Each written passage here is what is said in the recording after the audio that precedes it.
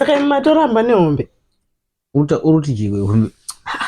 Ndona kameve vachisvika vachitanzi ndiana nehombe ane hombe ngaanditere. Ndaona imakoramba makagara pasi. Aiwa.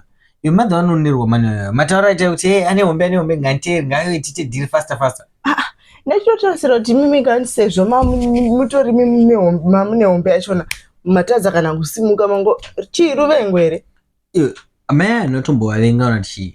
Kushata vakashata here meve kana kuti chimiro chavo chakashata vakanyasviba. The way avasvika vachitaura kuti ane hombe ngaanditere ane hombe ngaakurumidze tiite faster madeal.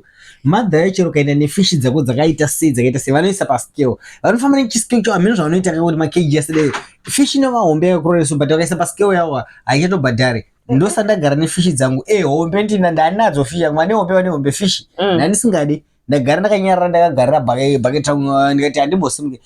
Waona makastoma angu pasvika ndatengesera fishi dzangu zvakanaka ende vanondibhadhira fishi dzangu zvisinei nekumboisa pamaskero kana kuti ndinotaura price yefishi dzangu vanongobudisa vachifara.